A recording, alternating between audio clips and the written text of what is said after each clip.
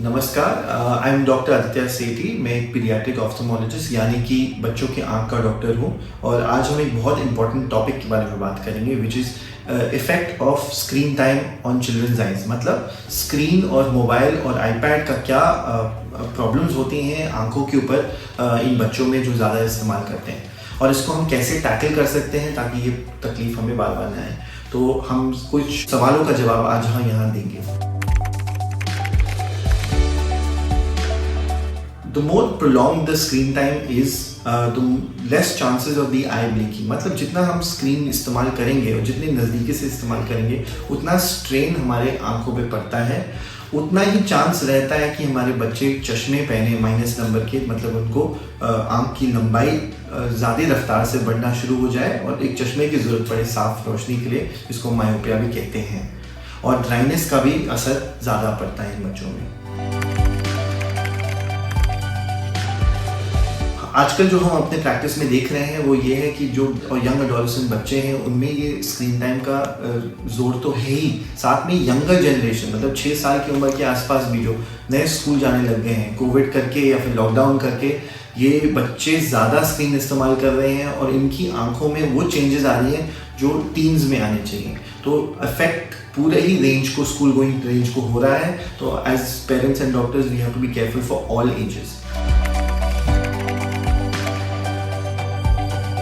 As far as recommendation for screen time is concerned, मैं चाहूँगा ये बताना कि as minimum as possible is very important because हम अगर स्क्रीन टाइम कट डाउन करें तो उसके साइड इफेक्ट्स आंखों पे कम पड़े। इंडिया का सबसे फेमस साइंटिस्ट हैं, मैथमेटिशियन है आर्यभट्टा, उनका नंबर 0 है। तो मैं हमेशा ये जोक करता हूँ अपने ओपीडी में, 0 रखें। मैं चाहूँगा all parents should be little more strict when it comes to allowing screen, especially hand held devices. मतलब मोबाइल फ़ोन, आईपैड, ये सब बच्चों को ना दें।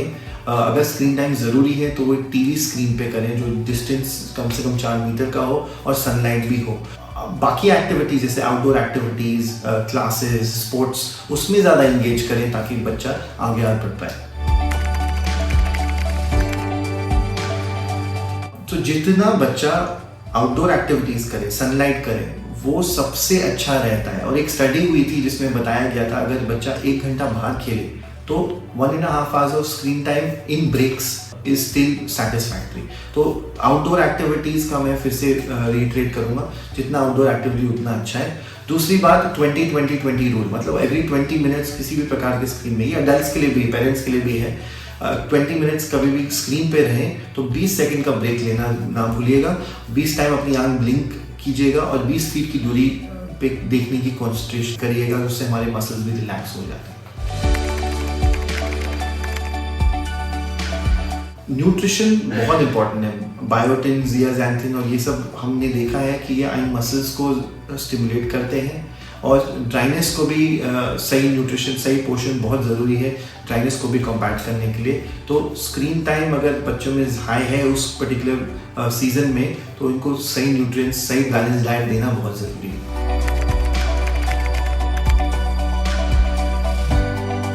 आजकल लॉकडाउन करके और ज़्यादा पोल्यूशन करके दिल्ली, इंडिया और मेट्रोपॉलिटन सिटीज़ में स्क्रीन टाइम बढ़ गया है बच्चों में।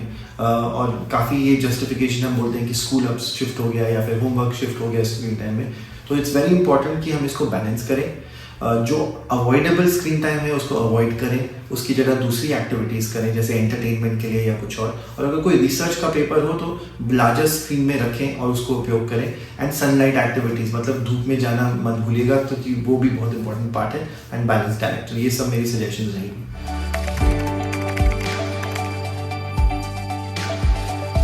So technology wise screen time में डिपेंडेंसी बढ़ गई है जितना हम देख रहे हैं। VR हेडसेट्स भी आ गए हैं लर्निंग के लिए and that's increased and made it even more closer and chances of squint भी बढ़ गया है। रिसेंटली रिपोर्ट्स आए हैं कि बच्चे जो यंग बच्चे हैं ज़्यादा स्क्रीन टाइम यूज़ करने की वजह से उनको स्क्विंट या फिर तिरछापन भी सेट इन हो गया है।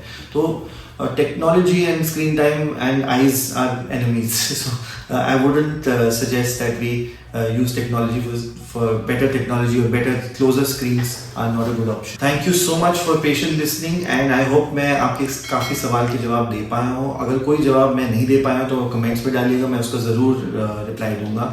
Thank you so much.